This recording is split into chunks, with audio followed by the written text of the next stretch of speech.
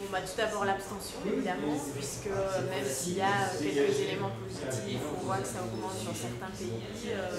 Globalement, quand même, le niveau baisse à nouveau par rapport au niveau de 2004, mais surtout, il baisse régulièrement depuis 30 ans qu'il y a des élections directes du Parlement européen, alors que parallèlement, les pouvoirs du Parlement européen augmentent considérablement, même au fur et à mesure des révisions des traités. Donc c'est ce paradoxe qui se maintient. Et il faudrait évidemment arriver à renverser la tendance pour les prochaines élections. Alors il y a un phénomène européen quand même, où on voit que les Verts soit ont fait un bond impressionnant, c'est le cas en France, c'est le cas aussi des colos en Wallonie, en Belgique. Dans d'autres cas, ils se sont maintenus à un bon score, ou même un petit peu augmenté, en Allemagne, en Angleterre. Et puis il y a un troisième cas où on voit percer dans certains pays, donc ça reste des niveaux assez bas, mais significatifs, parce que par exemple en Grèce, ils sont passés de 0,3%, quelque chose comme ça, à 3,7%, ce qui leur vaut quand même un siège au Parlement européen. Ce qui est important pour les Verts, qui étaient traditionnellement plutôt faibles dans le sud et l'est de l'Europe. Donc là, on voit que aussi, côté des pays d'Europe centrale, il y a quelques partis verts qui font des meilleurs scores, même si là, ça ne leur permet pas d'obtenir un siège. L'abstention fait évidemment qu'on se pose des questions quand même sur l'intérêt que les citoyens portent aux institutions européennes et surtout la connaissance qu'ils en ont, puisque les enquêtes avant les élections montraient que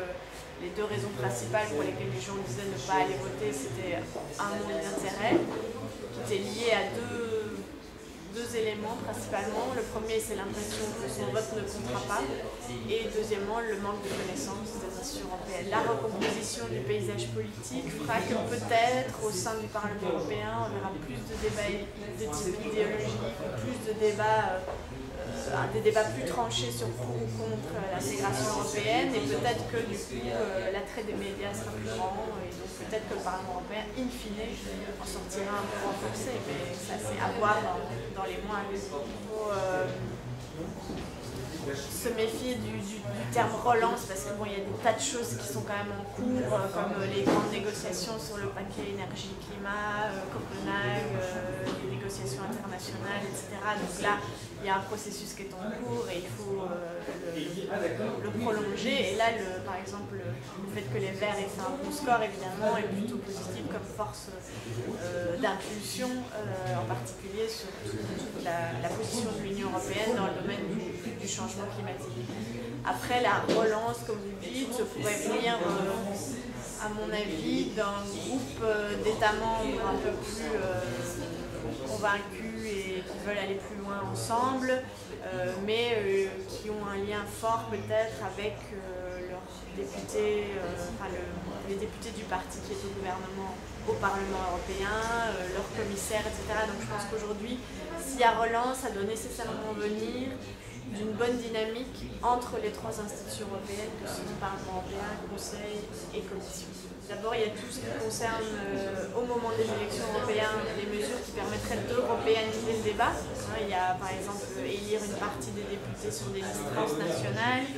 ou une mesure que prône beaucoup notre Europe, qui est de chaque grande famille politique européenne présente un candidat pour le poste de la présidence à la Commission, et que ces candidats débattent entre eux. Ça, par exemple, ça attirerait beaucoup les électeurs qui pourraient les voir débattre à la télévision, etc.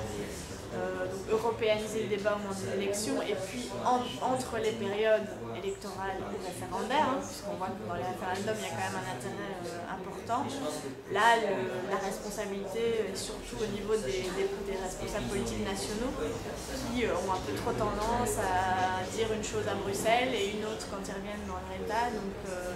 à ne pas parler d'Europe en temps normal, donc les médias ne relaient pas trop les questions européennes en temps normal. Donc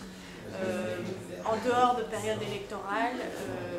pour moi la responsabilité première, ce sont les politiques nationaux qui doivent absolument plus souvent éclairer les enjeux européens, expliquer ce qu'ils vont décider à Bruxelles. Et quand je dis nationaux, c'est aussi les responsables politiques locaux qui ont sans doute aussi un rôle, un lien à faire entre ce qu'ils font au niveau local et ce qui se fait au niveau européen.